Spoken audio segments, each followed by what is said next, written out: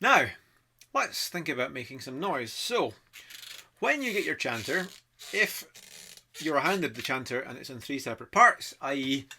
this part is separate from this part and the reed is sitting separately, then you need to know how to put that together. The chances are, if you've gone into the shop in person and you've told them that you're a beginner and they give you a chanter, they will probably help you to set that up for you, okay?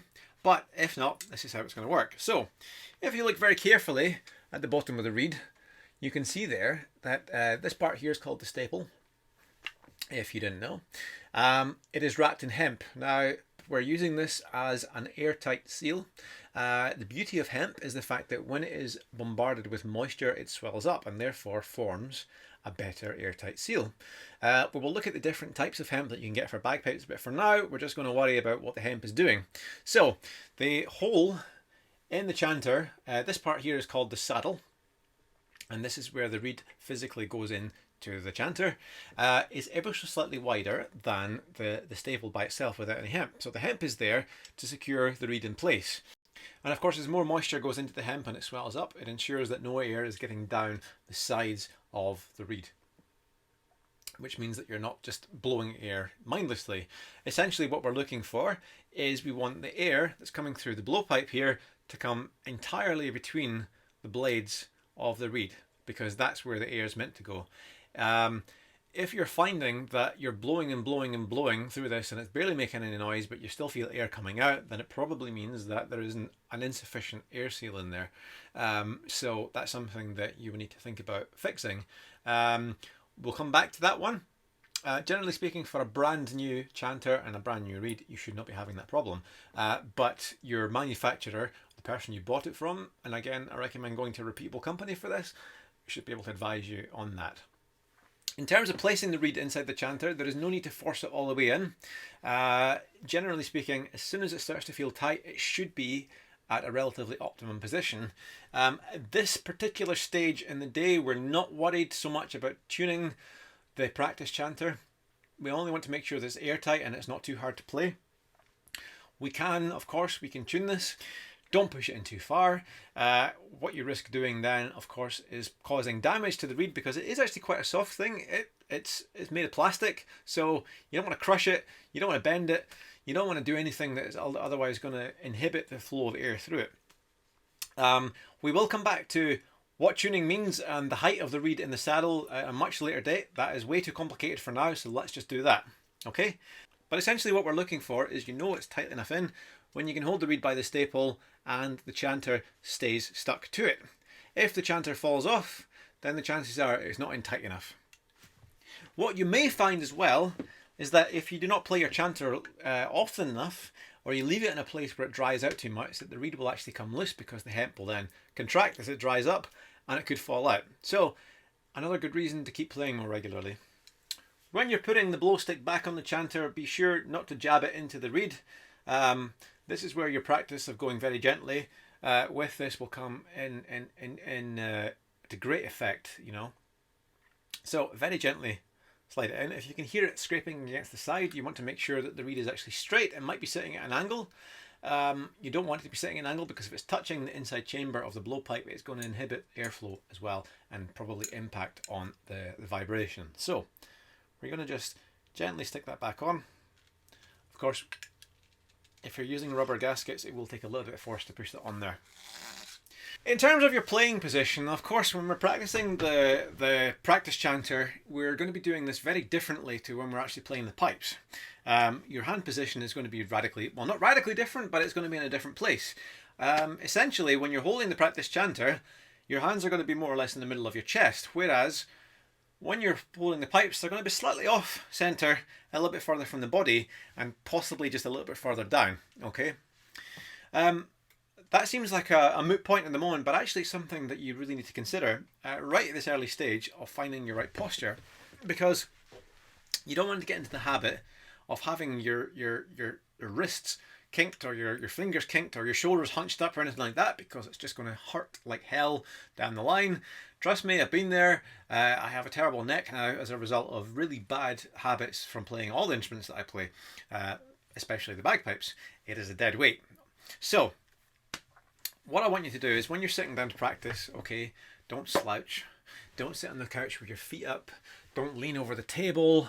Don't lie to one side, okay? Find a chair that you can sit up straight in that supports your back, and you can let your shoulders drop back like they're naturally supposed to. Okay, I cannot stress that enough. The other advantage to that, of course, is that it frees up your lungs to move more. If you're sitting hunched up like that, you're actually preventing the free movement of your lungs, and you're not going to get as much air in and out of your body. Just relax, okay? Get into the habit of relaxing. This is something that is going to continue on through your playing as well, and we'll keep talking about relaxing quite a lot, okay? Obviously, a lot of this is going to depend on the length of chanter that you get. If you go for the full scale length, you're going to need to have the chanter further down so you can physically get it into your mouth. But regardless of how long you get your chanter to go, I do not want to see or hear of anyone doing this.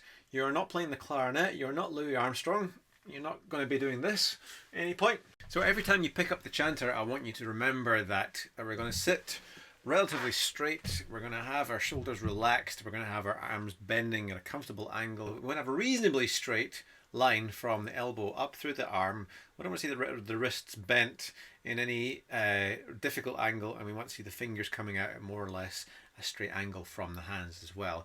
Having that relaxed posture will help so much, because there are so many things about playing the bagpipes which are so unintuitive to how you normally use your hand and finger muscles, that this is going to take a lot of pressure off your muscles and will reduce ache. It will also just generally help with undertaking many of the fairly complex motor tasks that you're going to do in doing this.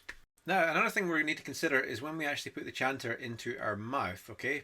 You will have seen pictures of various pipers with, you know, they might have the blow stick coming out of the corner of the mouth, or they might have it in the middle. Really, this is a matter of personal preference. I would probably suggest at the moment just to have the blow stick in the middle of the mouth, just because it just gives you a reference point for aligning everything in front of you. It's a lot easier to see down the length of the chanter if it's in the front of you, in the middle of your mouth, than it is off to the side, okay? In terms of how far to put the blow stick in your mouth, okay, I would say at most 2 centimeters in, enough to get good purchase on your lips and to be able to touch it, to lightly grip it with your teeth if you need to, okay? Of course, I stress you're not going to be biting on the blow stick at any point at all in your playing, so don't take that as an instruction. It's just a reference point just past the teeth, okay? But like I said, it's enough to get purchase on it. And the first thing I want you to do is just to blow through it. Okay, that is more or less the noise that you want to hear with no fingers covering any of the holes. It does sound weird. It does sound like a duck call. There's no getting around that, but that's how it's supposed to sound. If you get any other sound apart from that, if you get a croaking sound perhaps like this, you're not blowing hard enough. If you get a, then you're blowing too hard, okay? It's somewhere in the middle there. Okay, if you get any other sound that isn't as described there, perhaps if you feel like the air is just running through the chanter and there's no sound, or you're getting some kind of weird sort of very uncomfortable sound, then there's something wrong with the reed setup and you should look into that. Okay, like I said before, ensuring that the reed is properly seated in the saddle and straight and not touching any parts of the inner chamber here. Beyond that, if those things are right and it's still making a weird noise, then it could just be that the reed is defective, which is highly unlikely, but not unknown. So in that case, I would speak to the person from whom you acquired the chanter and the reed. Another thing that I want to talk about now is I don't want you to get into the habit of puffing your cheeks out when you blow. You will see, of course, pictures. There's a very famous picture of a piper with his cheeks out like he's got tennis balls in there. Some pipers do that. Personally, I would recommend against it, because it is actually a very inefficient way of using the muscles around your lips. Now, this is something that you're going to come up against very quickly, is that you are putting the muscles around your lips through a very intensive workout in what you're about to do. The muscles around your lips are designed to do this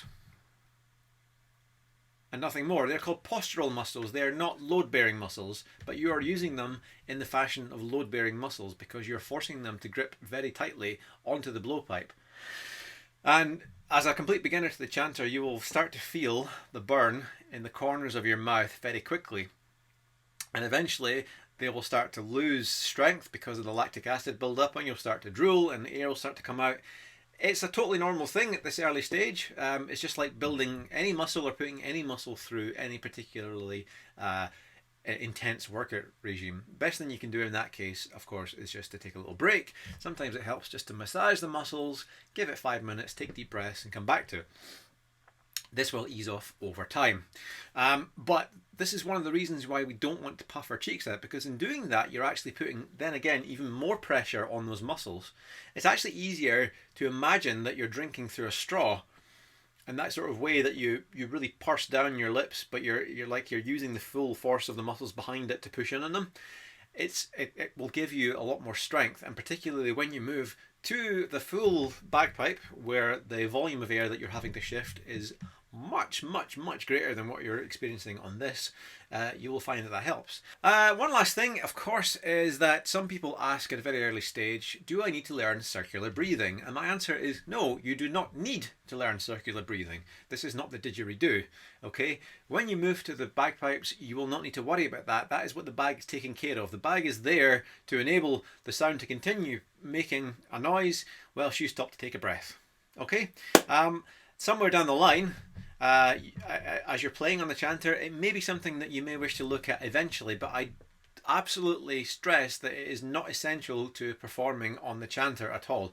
There are ways and means to continue playing, or practicing at least, your finger work as if you're playing a whole tune without necessarily putting any air through the chanter, and we will look at that, okay? But like I said, it is not an essential skill, so do not worry about that. If you need to stop and take a breath, you stop and take a breath. That's okay.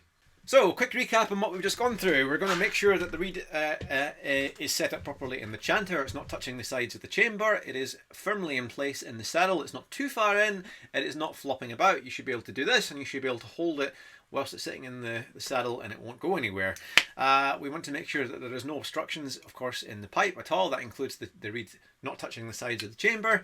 We want to make sure that there's a nice croaky sort of duck call sound coming through. That is a perfectly normal thing. When we're practicing, we're not going to elevate the chanter up here. We're not playing the trumpet. We're not Louis Armstrong.